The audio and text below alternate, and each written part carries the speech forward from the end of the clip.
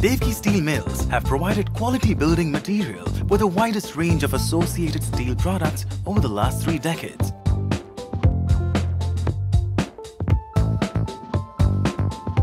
Look for the Devki mark on a widest selling reinforcement, twisted and TMT rebars, which are KBS certified and have the diamond mark of quality. Devki Steel, Kenya's most trusted steel company. My name is Tom Gishohe. I'm the Executive Director for the Association of Kenya Insurers. We have changed the mode of delivering our motor insurance certificates from physical to digital. The motor insurance certificate has not changed.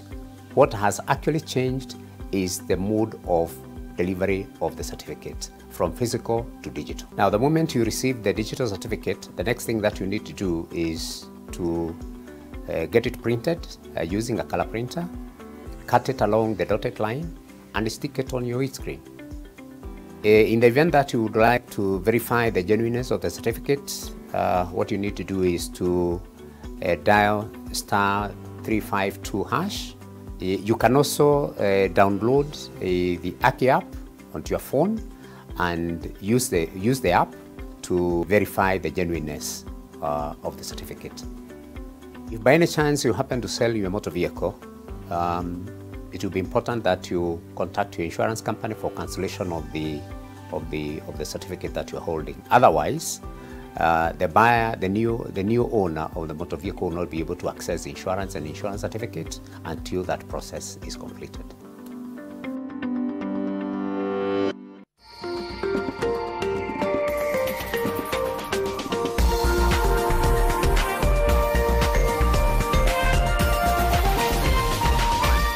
This is NTV.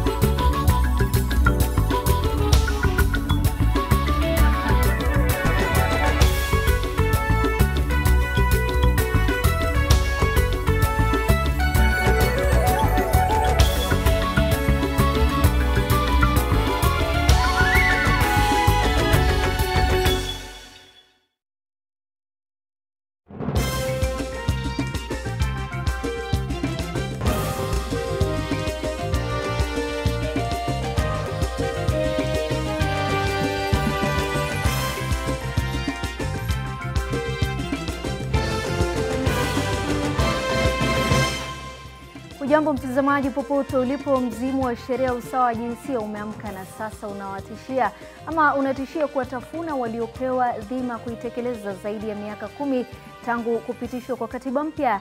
Jaji mkuu kwa mara nyingine tena amelitikisa taifa kwa uamuzi mwingine wa kisheria ambao unakaribia ule wa kubatilisha matokeo ya uchaguzi wa rais mwaka 2017. Sasa Maraga ameshauri bunge livunjwe kwa kufeli kupitisha sheria usawa wa jinsia. Je, Rais Uhuru Kenyatta atafuata ushauri huo? Taarifa hiyo tumeipa kipaumbele hapa NTV Jioni, na mengine ni pamoja na But I want to tell you that this morning we have agreed on a timetable. TSC yawataka walimu kurudi shuleni wiki ijayo, huku rais akitakiwa kutangaza tarehe rasmi ufunguzi wa shule. Masharti ya kudhibiti corona yamerefushwa hadi Septemba 29, huku watu 98 zaidi wakiambukizwa leo. Makofi! Na Kenya zindua raundi ya Nairobi ya mashindano ya riadha ya mabara chini ya anwani ya Kipkeino Classic.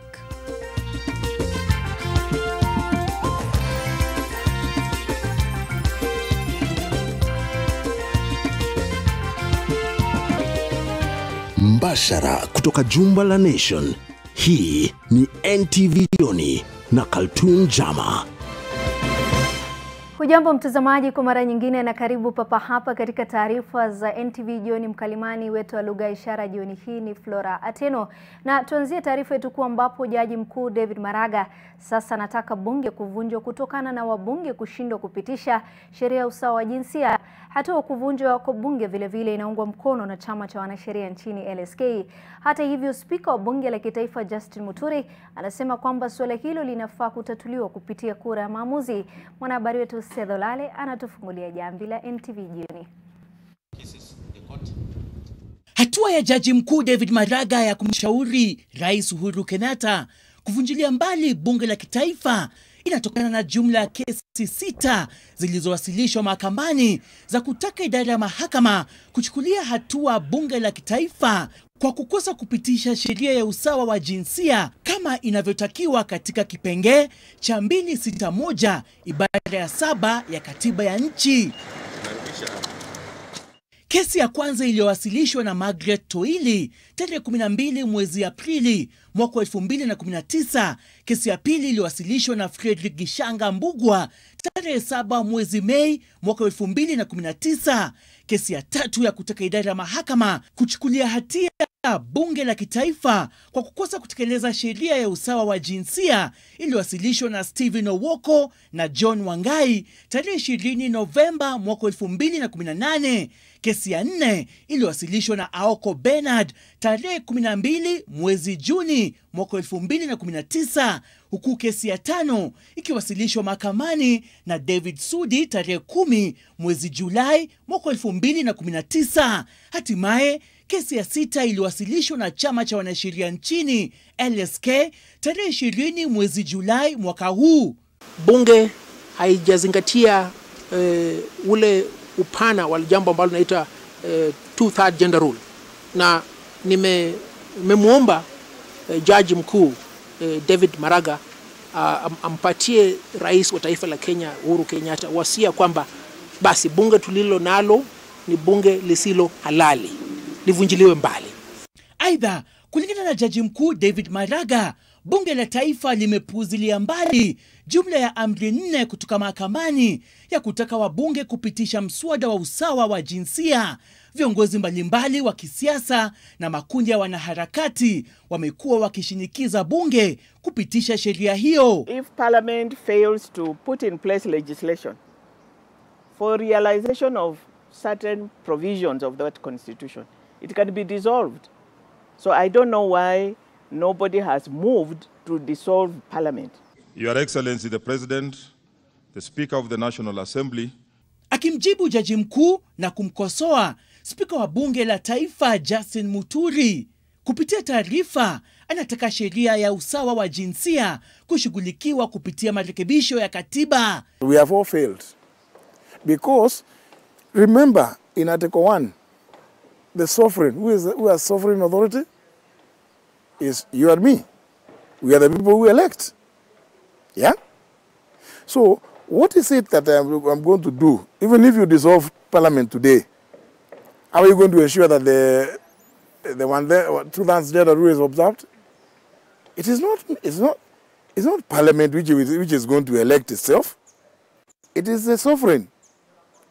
The sovereign will of the people is manifested in the decisions they make at an electoral cycle. It's primitive reasoning, ignorant reasoning, because you are not doing anybody a favor. It is a constitutional requirement. So it's just a matter of people obeying the constitution and giving legislation. Seth Olale, NTV. Mtazamaji, baada ya taarifa yake Seth Olale, mwanahabari mwenzangu, tunauliza swali letu la siku. Je, una maoni gani kuhusu ushauri wa Jaji Mkuu Maraga kuvunjwa kwa bunge? Je, una maoni gani kuhusu ushauri wa Jaji Mkuu Maraga wa kuvunjwa kwa bunge? Ni baadhi tu ya kauli tutakuwa tunaipitia katika upande wa pili wa studio, tuweze kujua baadhi ya kauli zenu, labda mnatoa kauli gani kuhusiana na swala zima la ushauri wa Maraga kwa kuvunjwa kwa bunge. Ni taarifa ambayo tutakuwa tunaifuatilia kwa karibu, baadhi ya kauli mtazamaji.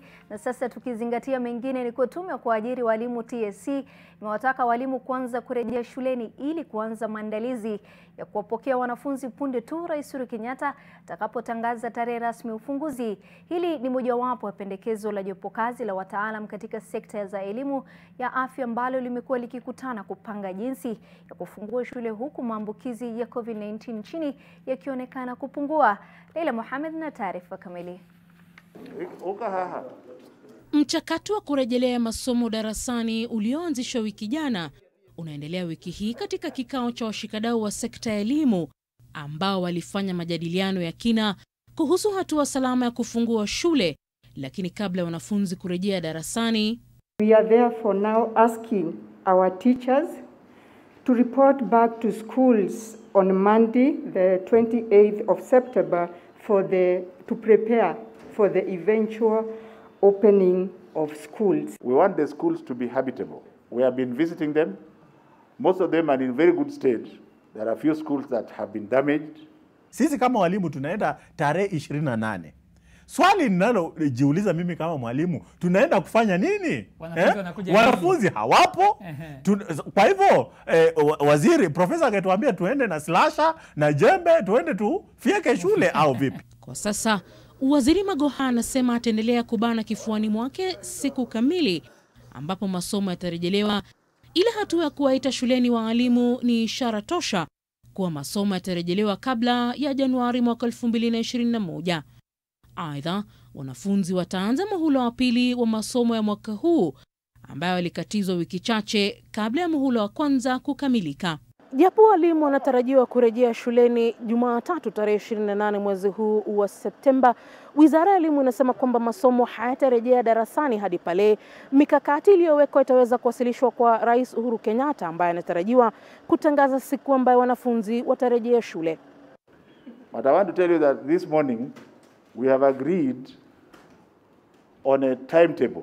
Kwa hilo, Magoha alikashifu taarifa za awali kwamba shule zitafunguliwa Oktoba mwaka huu. Wakati wanakuwa na huu mvutano ambao sintofahamu ni leo ni kesho, inatupatia sisi wazazi wasiwasi. Kwa sababu hatujui tutajipanga vipi, ni kesho, ni mwisho wa huu mwezi, ni Januari. So anything else you see or hear or print is a rumor. Vyuo vya walimu pia vinaangaziwa kama vinavyohitaji kufunguliwa kama jambo la dharura. Waziri Magoha amesema kwamba mradi wa madawati kwa shule unafanyika katika njia iliyo wazi na kwamba hela zitafikishwa katika kaunti ndogo ili kuhakikisha kila wadi ambazo zina shule zinazosajiliwa na Wizara ya Elimu zinapata madawati. The scandal that the media is planning to create around these desks shall not take place when I am Cabinet Secretary for Education. Leila Mohamed, NTV. Bila shaka kuna mtu hapa anauliza na school fees itatoka wapi, sijui itakuwa vipi, lakini Rais Uhuru Kenyatta ameongeza muda wa utekelezaji wa kanuni za kudhibiti corona hadi tarehe 29 mwezi huu wa Septemba. Huko hakijiri, madaktari wa hospitali kuu ya Kenyatta wametishia kugoma wiki ijayo akilalamikia wanachodai ni usaliti kutoka kwa tume ya mishahara nchini SRC. na Jama Sampau na mengi zaidi. Kanuni za kudhibiti COVID-19 zilizotangazwa katika tangazo rasmi la 11 na Rais Uhuru Kenyatta zilitarajiwa kutimia tarehe 26 mwezi huu, lakini Rais ametangaza kuwa kanuni hizo zimerefushwa kwa siku zingine 3, huku akitarajiwa kuongoza kongamano la kitaifa kuhusiana na COVID-19 Jumatatu ya tarehe 28 na baada ya hapo kutoa tangazo rasmi kuhusiana na kanuni hizo. Hii ina maana kafyu iliyoko itaendelea kwa siku 3 zaidi pamoja na kanuni zingine. Huku hayo yakijiri, idadi ya maambukizi ya COVID-19 inaendelea kuongezeka japo visa vya kila siku vinaonekana kupungua. Hii leo visa vipya 98 vimeripotiwa ndani ya sampuli 1644 zilizopimwa kwa saa 24 zilizopita, huku idadi ya jumla ya maambukizi ikifikia 37,079. Watu wawili wameaga dunia kufikisha 650 idadi ya waliopoteza maisha kutokana na COVID-19. Aidha, watu 62 wamepona chini ya saa 24 kufikisha 23,949 idadi ya waliopona. Haya yanajiri katika hali ambayo vyama vitatu vya wahudumu wa afya vimesema kwamba vitaitisha mgomo kufikia tarehe 28 kufuatia kile wanachodai ni usaliti wa SRC. When you show that you are very good at oppressing workers, then we shall equally fight back. If by Friday, they have not given us a letter approving the payment of those salaries. We shall go to the streets. Na tutaenda pale George Williamson's house and we will sing. And we shall scream. And we shall chase them away. Wakuje wafanye kazi Kenyatta National. Tume ya kutathmini mishahara SRC iliidhinisha kutolewa kwa shilingi bilioni 3 za kuwalipa maafisa wa afya. Hii ni baada ya rais kutangaza kwamba maafisa hao watapokea pesa hiyo itakayosimamia marupurupu na bima ya afya kwa madaktari hao walioko kwenye mstari wa mbele katika kupambana na COVID-19. Iwapo matakwa yao hayatatekelezwa, wahudumu hao wa afya wamepanga kukongamana hapa Jumatatu ijayo na kisha kufululiza mpaka makao makuu ya tume ya kutathmini mishahara SRC ili kuwasilisha malalamishi yao. Nayoma Sampao, NTV, kaunti ya Nairobi. Kwingineko mtazamaji, ni kuwa Chris Obure na mlinzi wake Robert Bodo ambao ni washukiwa wa mauaji ya Kevin Omwenga wameachiliwa kwa dhamana. Obure ameachiliwa kwa dhamana ya shilingi milioni 2 taslimu na mdhamini wa kiasi kama hicho, ilhali Bodo amepewa dhamana ya shilingi 500,000 na mdhamini wa kiasi kama hicho. Jaji Jesse Lesit amewaagiza kutowasiliana na familia Omwenga au mashahidi katika kesi hiyo kabla ya kuachiliwa na mahakama, ili wahitaji kutoa waraka wa kueleza wanakoishi wakati kesi hiyo inapoendelea. Pia wameagizwa kuwasilisha pasipoti zao kotini. Jaji Lesit amewaagiza wawili hao kutoshika silaha yoyote hadi kesi hiyo isikizwe na kuamuliwa. Omwenga alipigwa risasi na kuuawa katika nyumba moja mtaani Kilimani tarehe 21 Agosti mwaka huu kwa bunduki inayomilikiwa na Obure, huku Bodo akishukiwa kuitekeleza mauaji hayo.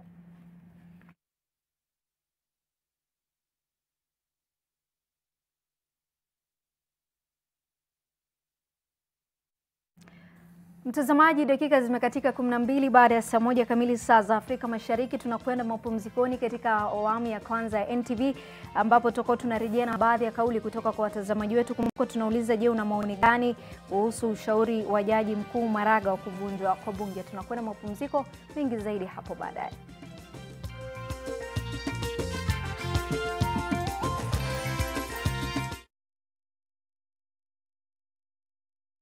When the world changed, it made us go back to the simple joys and love the little things even more, like serving up your best, eating together, and sharing more. Now, we'll take nothing for granted and always remember to taste the simple joys.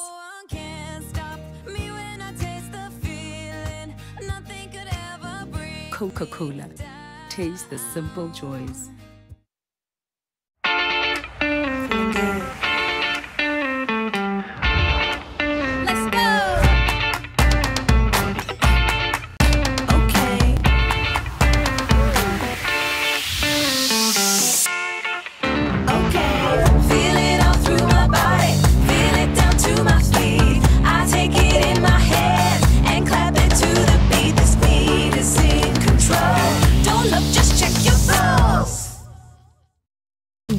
Aloe vera and honey, made with the goodness of aloe vera to calm and refresh your skin. Be strong and last long. So vile nasema, wacha nikubatie statistics. Niko na gamia 1,500. Tunakuwa drapo gamia na kuwa 6,000. 2,000 natengeneza leather, natengeneza viatu, wallet, kibeti, nauza hapa. Nabatia wewe 50%. Wacha niweke credit nikupigie. Namna gani wewe? Hii mambo ya kuishiwa na credit kila saa. Come on. Nunua hiyo simu ya Vodafone. Calling fiber to fiber is 0 shillings per minute. And it is not expensive. Only 2,999 Kenya shillings. Alo hali wa. Hata fadhali hiyo credit ikae ninunue simu basi. Faibika leo na Vodafone for only 2,999 Kenya shillings. It will always be free to call fiber to fiber.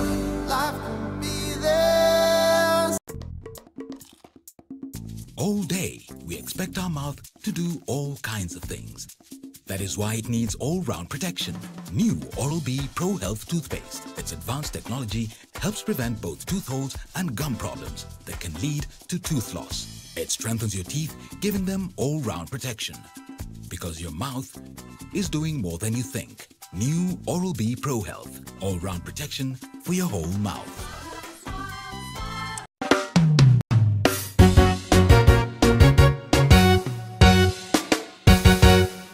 Mkate kweli ni selecta. Ukikula kwanza na kachai. Tunasema mkate gani tamu zaidi, wenye afya tele tena tosaidi. Bei yake bado ni ile ile nafuu, na unapatikana karibu na wewe. Selecta.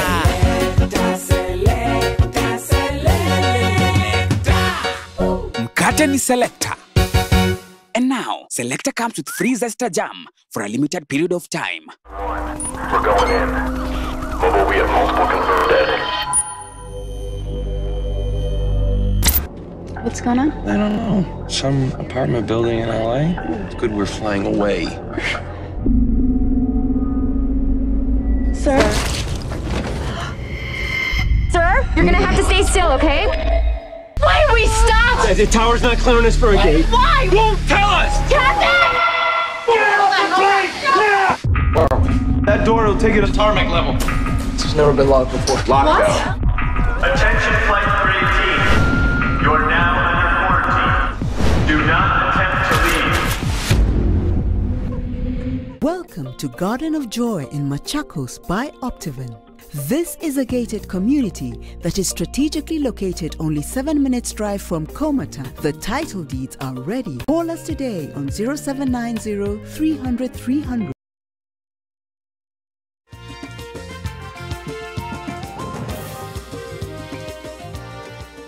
Karibu mtazamaji katika awamu ya pili ya NTV Jioni. Serikali imesema kuwa itafanya hesabu ya watu katika eneo la Mau na kutumia matokeo ya zoezi hilo kujaribu kutatua mvutano na mizozo ya ardhi katika eneo hilo. Mawaziri kadhaa waliofika Naivasha leo na kukutana na wakilishi wa jamii zinazozozana wamesema ghasia za mara kwa mara sharti zisitishwe.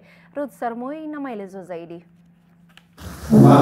Mkutano huu uliofanyika Naivasha ni sehemu ya mikutano ambayo tayari imefanywa katika eneo la Mau, lakini matunda yake bado hayajaonekana, kwani kumekuwa na mizozo moja baada ya nyingine katika eneo hilo, chanzo chake kikiwa ni mvutano kuhusu umiliki wa ardhi. Kutokana na hasara iliyosababishwa na vita hivi, waziri wa usalama alilazimika kuingilia kati na kuitisha kuzungumza na mawakilishi wa jamii zinazohasimiana kama njia ya kutafuta suluhu ya kudumu. We have agreed that we will try to accommodate everyone on that particular settlement, so that there is no one who's left out. Then now we'll work on the mechanics of allocating or settling everyone, while at the same time also addressing the special requirements that came as a result of the court order from the East African Court of Justice. Uamuzi huo wa mahakama ya uadilifu ya Afrika Mashariki unasema kuwa kipande cha ardhi kitatengewa jamii ya Odiek ili waweze kuendelea kutunza. Hata hivyo, waziri ameelezea kuwa kitengo kinachohusisha mashirika mbalimbali kitabuniwa ili kumaliza kazi hiyo kabla ya tarehe 12 Disemba mwaka huu. We have established a multi-agency team today to be led by a special DC who will be accompanied by a small special security team, jointly with officials from an interministerial team of officials from across all the ministries responsible, and they will work with the County Commissioner Nakuru and the Regional Commissioner Rift Valley to focus on that within the next 11 weeks to ensure that we have resolved the matter. Serikali iliwapa makao wakazi wa eneo hilo mwaka wa 1997 na 2001, lakini kuna wale wanasema walifungiwa nje katika ugavi huo. Mbali na Matiang'i, mkutano huu pia ulishikisha mawaziri wengine wakiwemo Farida Karone wa ardhi, Keriako Tobiko wa mazingira na Charles Keter wa kawi. Tumeona mkono wa Bwana. Ametutatulia shida ambayo tumemwaga damu, tumepoteza mali yetu mingi, tumekosa amani, na kutoka leo tumeona amani, tumeona mkono wa Bwana. Eneo la Mau limekumbwa na mizozo kwa zaidi ya miaka 10 sasa, na huenda kubuniwa kwa kitengo kilichoweka mashirika mbalimbali likaleta suluhu ya kudumu. Ruth Sarmoi, NTV, Nakuru. Baada ya taarifa yake Ruth Sarmoi, tuangazia atakaojiri hapo kesho katika gazeti la Taifa. Mwanafunzi wa kidato cha pili ajua kwenye bwawa baada ya kupokonywa simu na mamake, na nduguye afa maji pia akijaribu kumwokoa.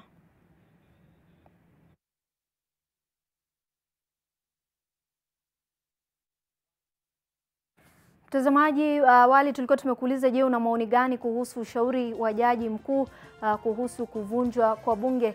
Kuna mmoja hapa anajiita Lee, anasema his right gender rule should be observed. Kuna mwingine hapa anaitwa Caleb Tena, anasema hilo haliwezekani kwa sasa. Kwa muda huo wote jaji mkuu amekuwa afisini, mbona hakuwahi shauri rais?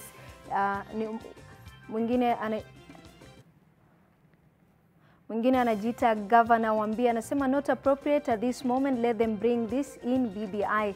Ni baadhi tu ya kauli. Wa mwisho anaitwa Arab Ketera, anasema haitafanyika hata. Ni baadhi tu ya kauli. Chelsea anasema let rais do as the constitution dictates. Ni baadhi tu ya kauli. Mtazamaji, tunakwenda mapumziko katika awamu ya pili ya NTV Jioni. Nitakaporejea, mwanaspoti Yoshua Makori atakuwa anafanya mambo yake.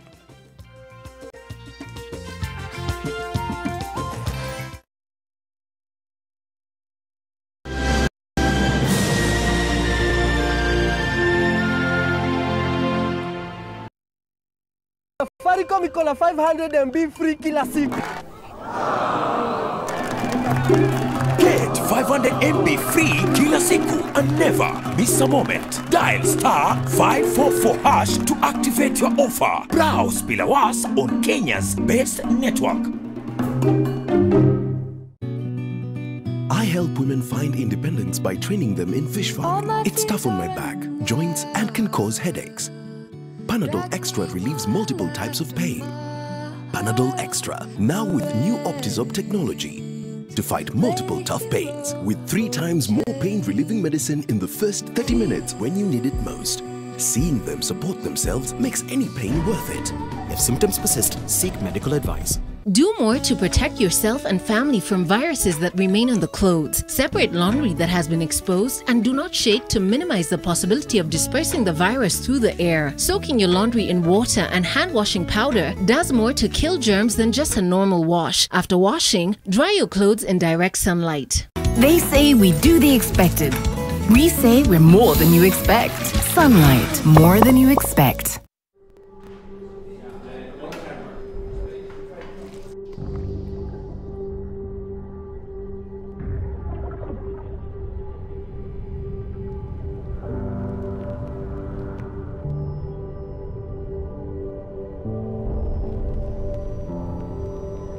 Beat sensitivity pain fast with Sensodyne Rapid Action for clinically proven relief in 60 seconds.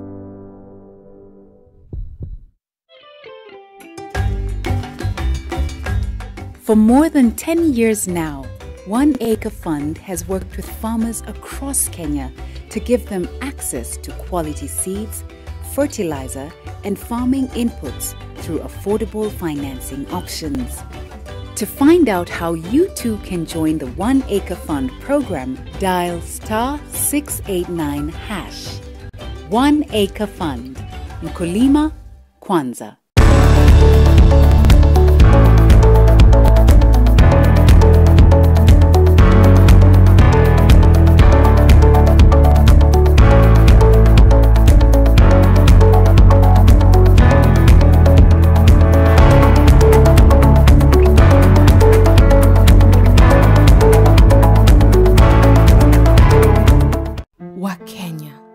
Fight hatukuchagua, lakini tuko na choice. Tuchague kujilinda.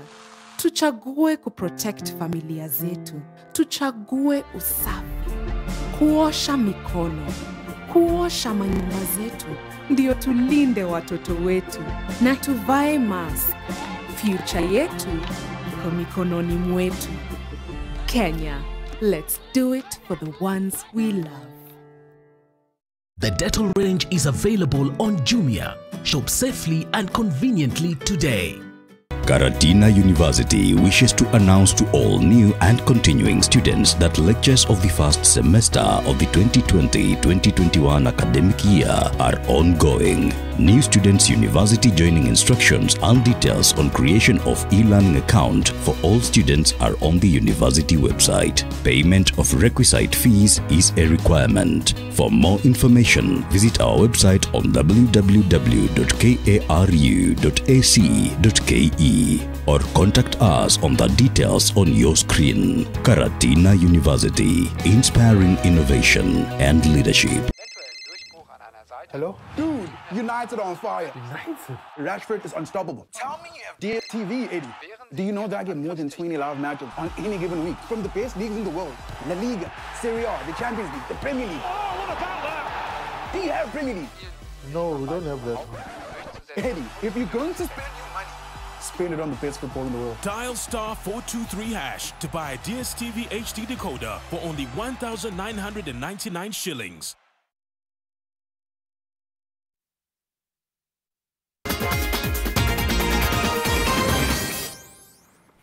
Mida ya kudunda viwanjani sasa haraka upesi wananita Joshua Makori. Raundi ya Nairobi ya mashindano ya riadha ya mabara ya Kipkeino Classic imezinduliwa hii leo katika makao makuu ya shirikisho la riadha humu nchini AK. Waziri wa michezo Amina Mohamed aliongoza hafla ya uzinduzi iliyohudhuriwa na Rais wa AK Jackson Tuwei, mkurugenzi wa Kipkeino Classic Barnaba Korir, mwanariadha shujaa wa Kenya Kipchoge Keino na wanariadha kadhaa miongoni mwa watu wengine. Mashindano hayo yatafanyika Jumamosi ya tarehe 3 mwezi ujao na kupeperushwa mubashara hapa NTV. Vile NTV itapeperusha moja kwa moja makala ya 40 ya London Marathon Jumapili ya tarehe 4 Oktoba.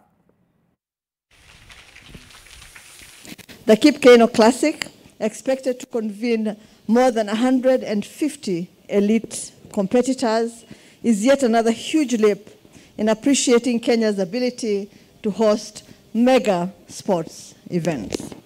But since there are still entries that are being done, we will close the entries on on Friday, 25th of this month, so that we can then communicate to all the athletes and everybody else who will be coming. It is so important for all of us that what we do in athletics and what we do in sports, it makes the name of this country very high. October 3rd, a fantastic weekend for all of us, both at the Nation Media Group and for Kenyans, where you can then enjoy the World Continental Tour, the Kipkeino Classic on Saturday. And then on Sunday, you can enjoy the London Marathon exclusively on NTV and other platforms that are NMG based. So for me, it just gives me so much encouragement to know we've stopped paying lip service. This is serious. It's about supporting athletes, supporting Kenyans to watch what they can, and we are excited to be part of this. Moja kwa moja hadi katika anga ya mataifa na ni kwamba Fernandinho ameidhinishwa kuwa nahodha wa kudumu wa Manchester City katika msimu huu wa mwaka 2020-2021. Kevin De Bruyne atakuwa naibu wake. Fernandinho alichaguliwa na wachezaji wenzake na maafisa wa City kuchukua nafasi hiyo baada ya aliyekuwa nahodha Daudi Silva kujiunga na Real Sociedad. Silva alihudumu Etihad kwa mwongo mmoja. Manchester City chini ya kocha mkuu Pep Guardiola itachuana na Wolverhampton Wanderers.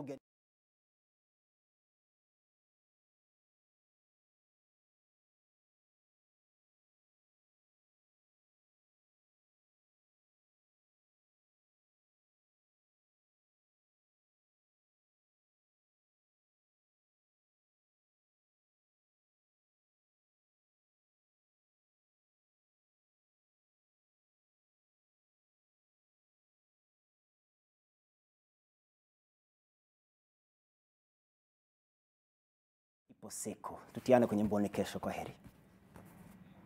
Bila shaka tumefikia tamati ya NTV jioni. Mimi ni Kaltun Jama, mkalimani wetu wa lugha ya ishara alikuwa ni Flora Tieno. Usiku mwanana na asante kwa wale wote wamefanikisha taarifa hizi za NTV jioni.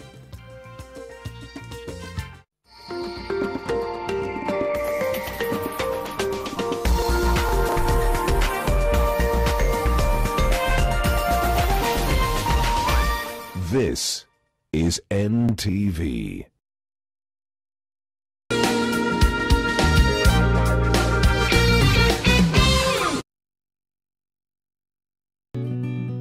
I help women find independence by training them in fish farming. It's tough on my back, joints, and can cause headaches. Panadol Extra relieves multiple types of pain. If symptoms persist, seek medical advice.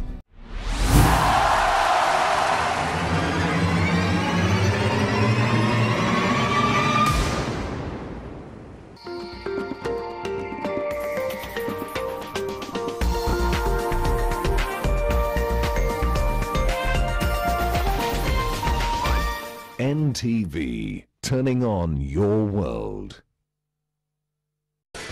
The following program has been rated PG. It may contain scenes unsuitable for children under the age of 10. Top Story has become the most competitive, entertaining show on television.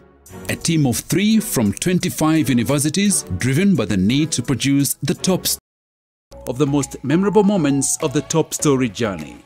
Before the pandemic, 13 universities from across the country joined Top Story Season 1, with Kenya Methodist University emerging top. They won a fully sponsored trip to Rwanda, with the highlight being a treat from the highest office in the land of 1,000 hills. Some people always find room to do wrong things. But human beings. Yes, absolutely. But at least what we tried to institute is to make sure that nobody does it with impunity. They had a conversation that resonated with Kenyan affairs and a photo opportunity to remind them of the moments. I'm President Kagame, and you're watching Top Story. After an epic end to Season 1, the second season cast its net wider. The winner, the one going to London for Top Story, it is... But before getting to the winner, we took a step back to find out how we got here.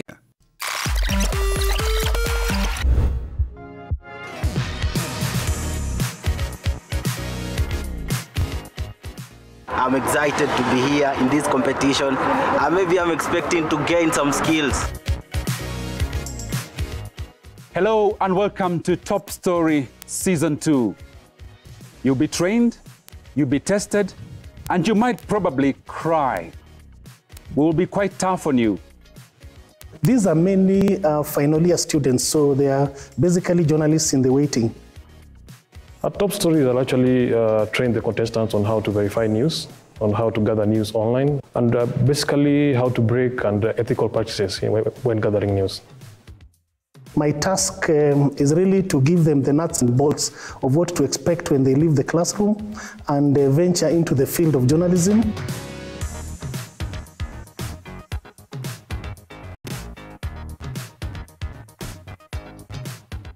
Why do you need these skills right now as a journalist?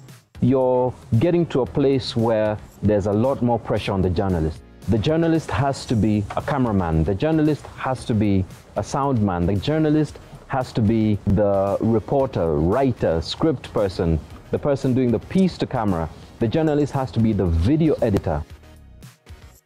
The master classes were fine, were very, very good and informative. We had a chance to interact with very prominent and people who are very experienced in the field. Nimejifunza mengi kweli, hapo ukitoka hapa sitakuwa mimi salilimo kama kawaida. It's always very interesting seeing these young people, young journalists venturing out into the world. And I think at the end of it, what it comes down to is who's going to deliver a readable story. They do have a good understanding of the basics. Theory is always very different from the practical. The challenge of the competition is a very practical process, and some people seem to go at it much better than others. Welcome. We have received your story. Read more, research more, give me data, give me context. Top Story Season 2 contestants learned from the best and practically experienced the trade. Like any other competition, for some, it was all smiles. And I'm really happy that you've won, especially because you almost gave up.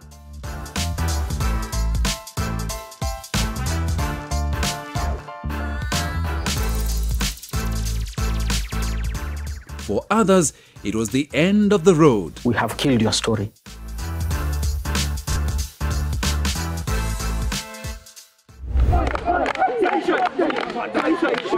While still enjoying social proximity, the contestants engaged in outdoor activities that help break the intense everyday learning and training schedule.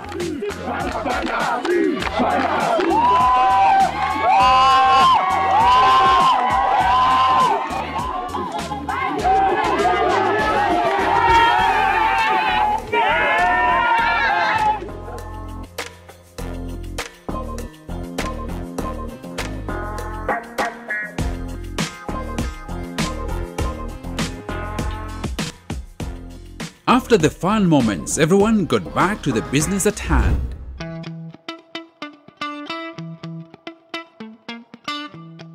Naivasha is enjoying the benefits of donkey meat, which is exported overseas. The trade is booming, but donkeys are scarce. Moi and Egerton University were tasked with unearthing the reason behind the increased disappearance of donkeys. I thought I knew, but now I don't. We've done our research. We've done our research, and my team is clear of what we want to do. We take measures, written measures. From the written measures, we release them to the holding ground. This is the holding ground? This is the holding ground. Yeah. What happens after waiting, wait and measure? Do you have any medical checkups about the animal? Yeah, there is somebody in charge, vet, a government representative. Yes. Who normally checks the health of the animals. Yeah. So we are doing gem business. All this one is from Naivasha. Surprisingly, the meat is not the interesting part. It's the skin, and we are shocked. It's used for medicinal purposes. Do you sell donkeys? You said yes. That's live donkeys. Live donkeys. It's like when ukikuzia t-shirt, whether you want it to be a duster, you have your own problem. How much do you sell 1 kg of meat to the Chinese farm? You see, now the person who had come with for the meat, it is 200 shillings per kg. While the other universities were looking into the mystery of the missing donkeys, Daystar and Jomo Kenyatta University of Agriculture and Technology were experiencing the Kenyan Nganya culture with VIP status in Ongata Rongai.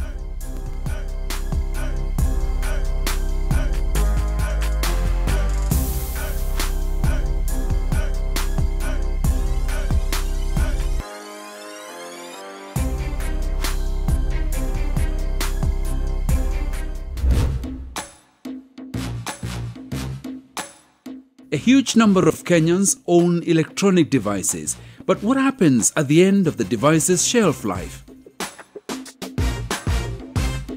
Talking to doctors, visiting an e-waste center, and finally interacting with residents of Ngara, where most of the waste is disposed, Kenya Institute of Mass Communication and Multimedia University sought to find out the impact of e-waste on human health. These were some of the stories by different universities in a bid to get a spot in the Season 2 finals.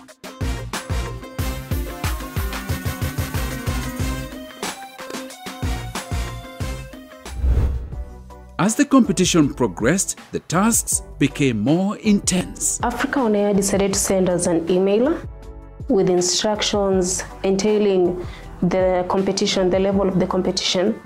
We were told that we are supposed to come and find someone, high-profile persons to interview. This part of the competition is challenging. We're meeting Ambassador Amina Mohammed, a very interesting profile, an irresistible one for that fact.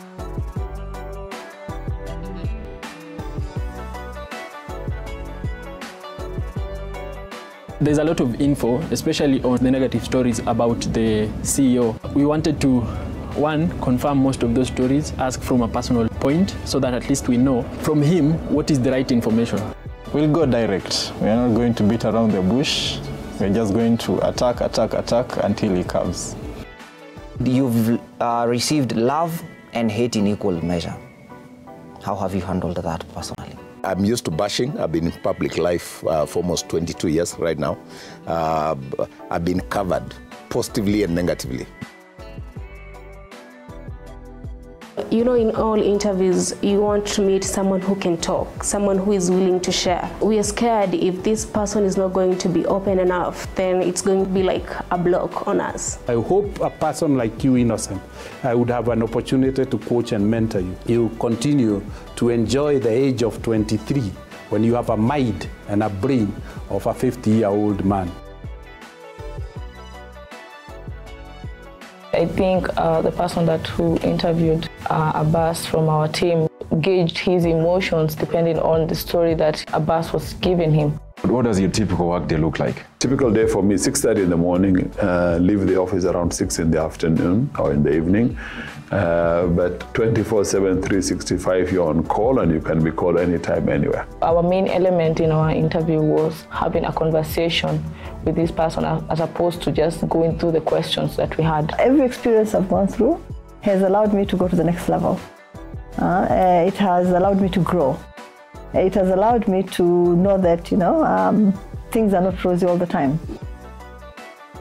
All of our expectations in coming to meet Dr. Chandari have been met above and beyond. We expected kindness, but what he's given us is hospitality. He was so warm, so welcoming. Awesome. It's just more than we could even have dreamt of. Wardrobe yangu iko 4 suits. 1, 2, 3, 4. 3 jackets.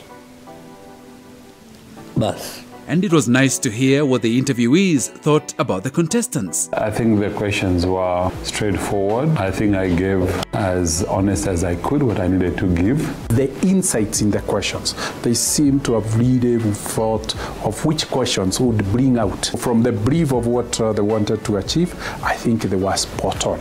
I think it's wonderful. Wonderful that young people are given this opportunity to express themselves and to show what they're made of. And we need to educate more young Kenyans to partake in this. I hope we can increase the frequency of this so that it becomes an annual event. The salad of a journalist must have both the oil of freedom and the vinegar of responsibility, both of which must be applied in due portions, failing which disastrous consequences will follow. That must be the creed of journalists in Kenya and in the world. My name is Amina Mohammed. My name is Abbas Gulet. I'm Dr. James Mwangi. And you're watching Top Story.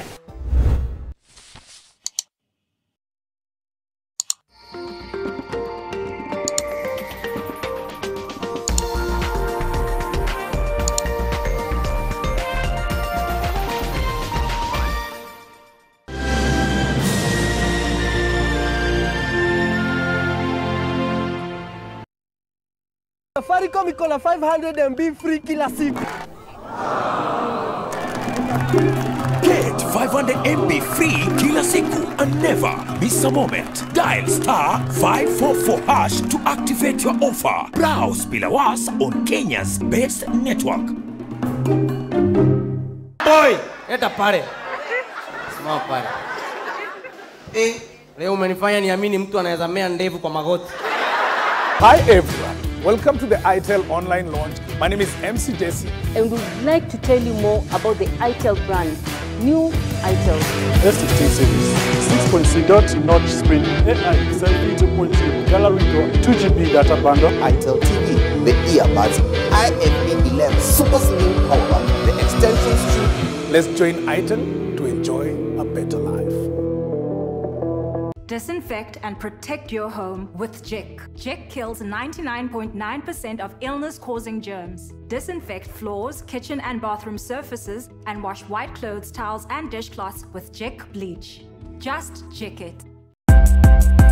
Be it all, be it all, be it all. Let me see you make a move. Do it all, do it all, do it all. But on those days, I compromise it all. Either my skin is sensitive or my back's against the wall. You can have it all. What? Always brings it all. Okay. Get it all with new Always 2-in-1. Featherlight softness overall, even on the wings, girl. And rapid dry channels.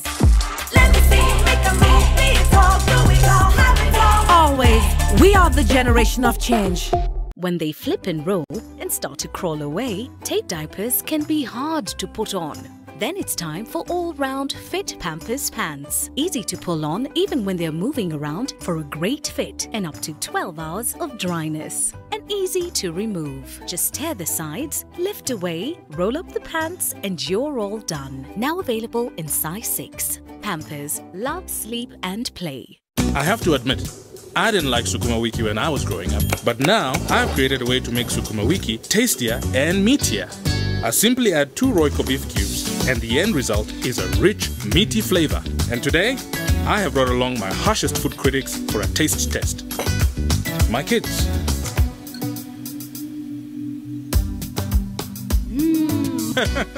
More, please. Royco beef cubes. Add 2 small cubes for a big meaty taste. I'm experienced now, professional. I done wrestled with an alligator. I done tussled with a whale. I done handcuffed lightning, throw thunder in jail. This is the game that is going to be remembered as the Lionel Messi match. Last week, I murdered a rock. Injured a stone. Hospitalized a brick. I'm so mean, I make medicine sick. Last night, I cut the light off in my bedroom, hit the switch, was in the bed before the room was dark. Bad. Been chopping trees. I done something new for this fight. I'm gonna show you how great I am.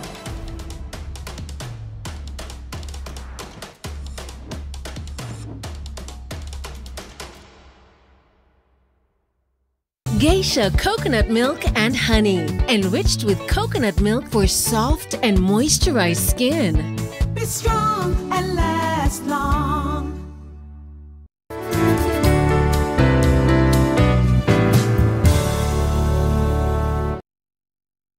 Here we go!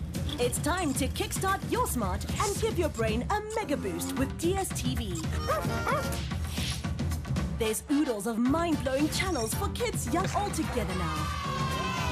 To get your knowledge workout, get connected to DSTV.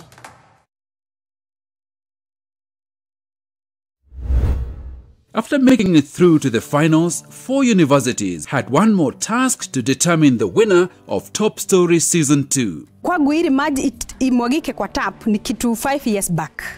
Una plan kukata maji wapi na ni lini na utafanya hivyo mkiagana na nani? Si hiyo mfereji bado ndio sisi tunatumia. Zile area niko nazo hapa ni 3. Niko na area ya Ridgeways, Dhome na Garden Estate. Umoja, Githurai and Omega are just but an example of different places in Nairobi where residents are suffering silently due to lack of water. But the big question remains, will this water problem in Nairobi come to an end anytime soon? And when will these residents' water start being taps of life instead of taps of misery? Ken Jenga for Top Story.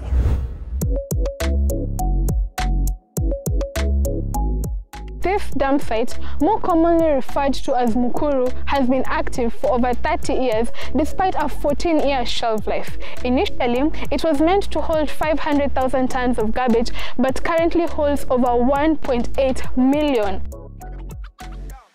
Mambo ya takataka imejaa hapa. Hiyo sio jukumu wetu, ni jukumu ya kubwa wetu. Hata hapo mkikuja sijui kama msikia harufu ni nzuri. Thousands of people call this place home despite the heaps of garbage piled all over. This menace has grown over time due to poor implementation of solid waste management policies.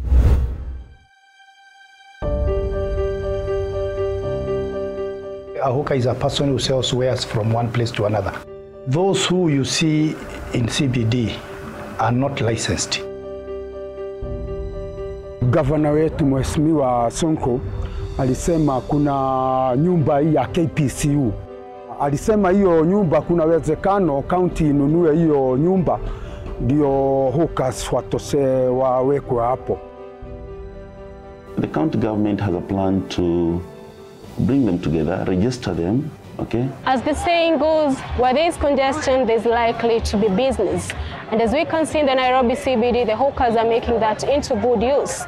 The long question is, are these hawkers likely to move out of the CBD, considering that the government has only provided long-term solutions to this?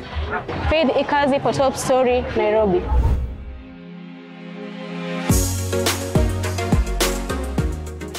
To get such a car, one needs a whole lot of money. But where does this money come from? Everybody is looking for it. The betting industry worldwide is worth over $3 trillion. The allure of quick cash and instant gratification that is peculiar with the average youth has compounded this issue.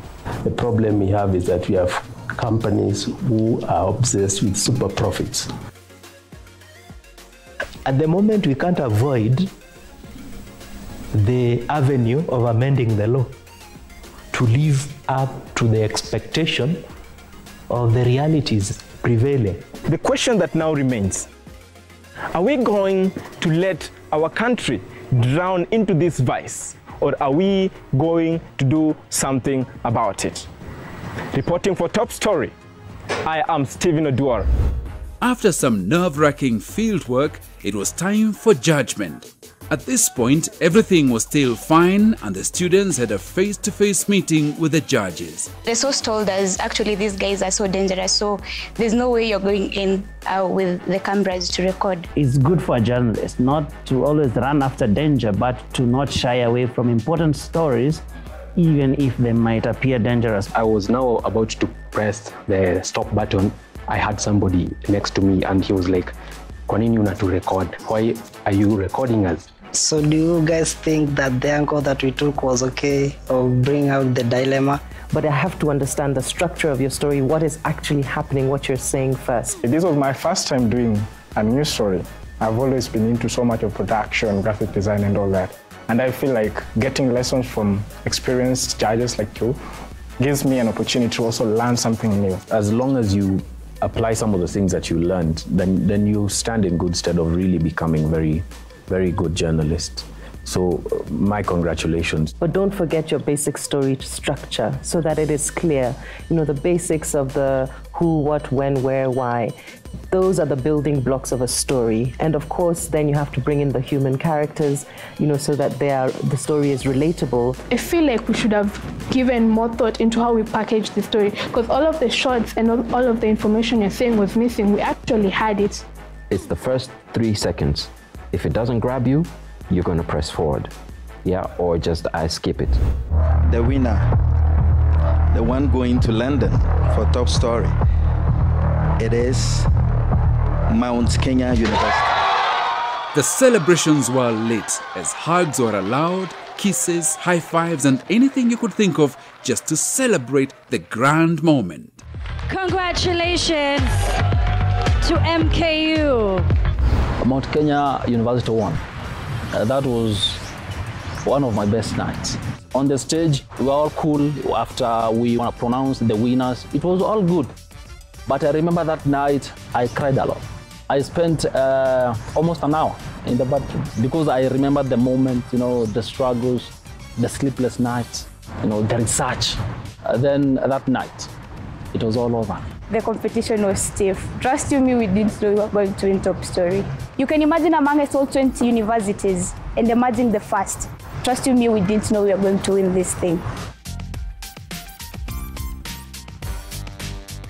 That night, when I took an Uber to JKA, when I met Akina Ken, Akina Rube, those moments I don't think any money can buy. We're looking forward to learning a lot and, of course, having fun. Yeah. Yes. Yo, BBC, here we come, man. We're coming. Actually, we forgot to dig up our teacher there, man. Yeah. He's the OG. The OG. The OG. Yeah, man. Team MKU? Yeah, let's do this. Let's do this. Yeah. London, here we come, man. We're coming.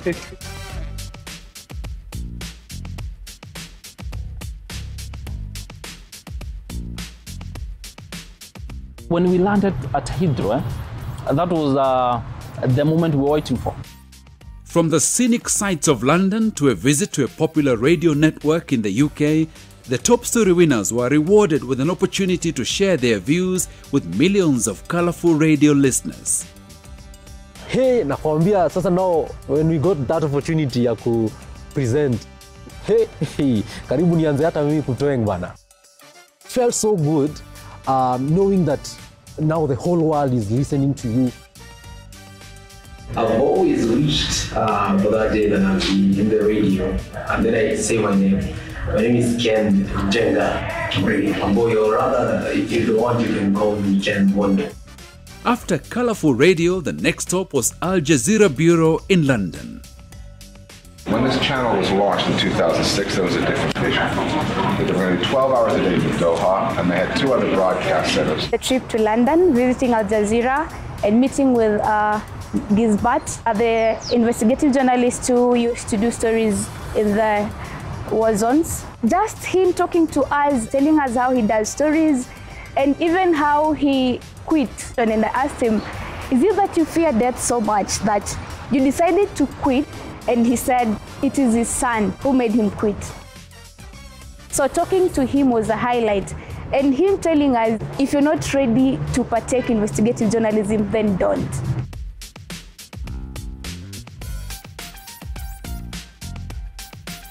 Hey, sasa wacha nikushow. Si tulienda Wembley, now the stadium. I've never seen a stadium so big, so beautiful and so magnificent. Despite playing basketball all my life, going to Wembley Stadium, it changed everything. At that point I felt that nishakuwa Pogba, kidogo nishakuwa Ronaldo, nishakuwa Beckham, kiplani. The field, it is so huge. And I was like, will we ever be here, we as Kenyans? The day that the principal told us that we are going to BBC, I personally waited for that.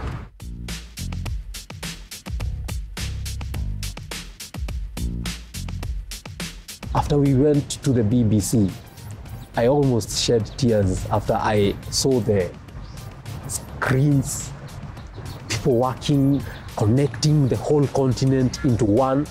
I was like, so this is real? So they came tops. They came Tell me tops. they are the best in Kenya. That's the first headline. Oh, they are. So Hungary. Is that right thing to say? Yeah. So Josephat is one of the top teachers. Congratulations. Thank you. And may you go on to bigger things. He's talking like a Ghanaian. You have to talk nicely. You guys, I envy you. This guy, he was one of my mentors. Tap as much as you can from him. Sasa. I used to view journalism in a very different way, but after my trip to London, to the UK, it changed my perception about even the way we do stories. Like, for example, I did a story. I don't know if you know these, but I'm the one who came up with the Madhuiti Makeki story. In Top Story, you don't lose. You either win or learn, because your life changes forever. And forever is in capital letters. Manzi umesikia hii story? Ati wase wenye wanashinda hii nini ya Top Story season 3 wanaenda ati Doha manzi kata. Story yenyewe headquarters za Al Jazeera inanipatia stress. London hiyo ilikuwa branch zake. Sasa ni headquarter brother. Ndio uliona hizo studios? Sasa tudandia mimi niko tu sawa, hata kama ni kupush one of the luggage, it's okay. I'm good. Na wewe umwambie tuko na wewe. Hiyo Doha ni noma. Hiyo mazi itakuwa ngori. Moto wa kote mbali. Itakuwa ngori juu ya ngori. Ogopa Doha. Kuzika London kuko hivyo. Ngori juu ya ngori mse. Wase wote manzi wenye mko season 3, I wish you all the very best. Na wenye watashinda jo, msisahau mtupeleke na ring. And I hope this time principal ameweka after party pale. Party after party. Lazima nitakuja jo. To happen kama sisi tucheze. Party after party after party after party. All the best. All the best, Mazai. I want to wish you all the very best in Top Story Season 3. It was an amazing season and the journey continued on Top Story Season 3. Next week on Top Story. Very good morning, Kenya. My name is Joseph Farungo and... My name is Mary Nyokabi and welcome to our Top Story. Right here in the studio today, we've got the best entrepreneurs in Kenya. We've got... When we say the best...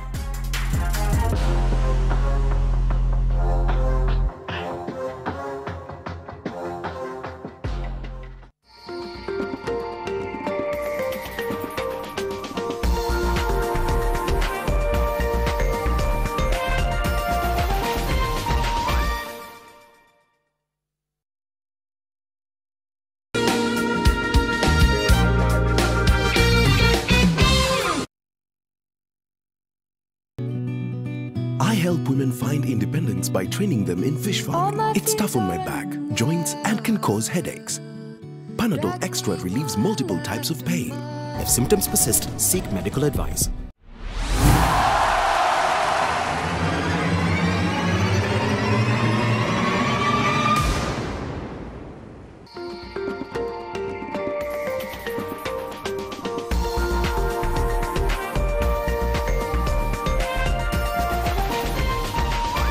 NTV, turning on your world. The following program has been rated GE. It is therefore suitable for general family viewing.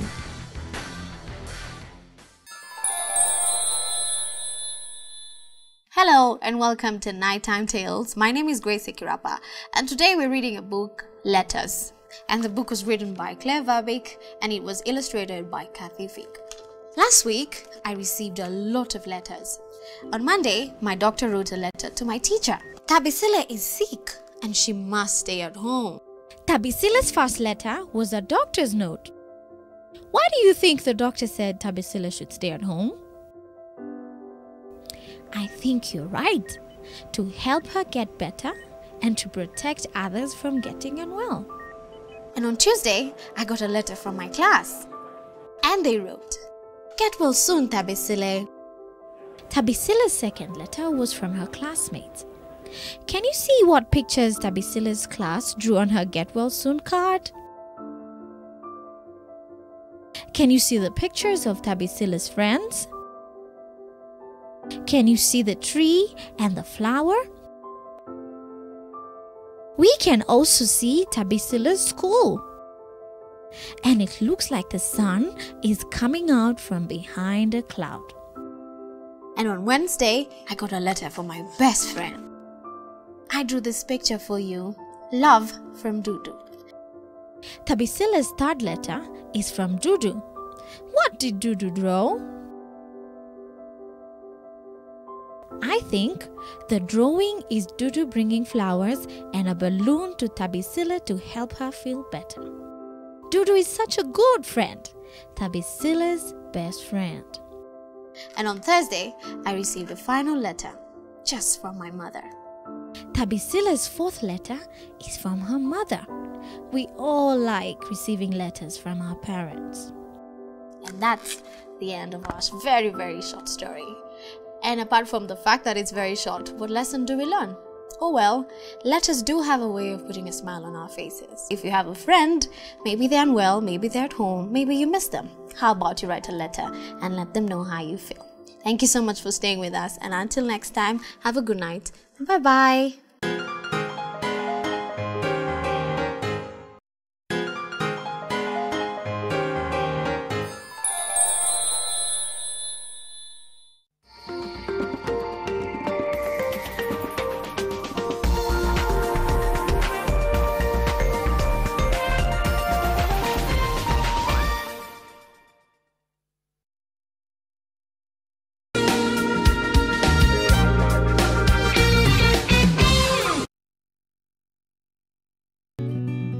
I help women find independence by training them in fish farming. It's tough on my back, joints, and can cause headaches.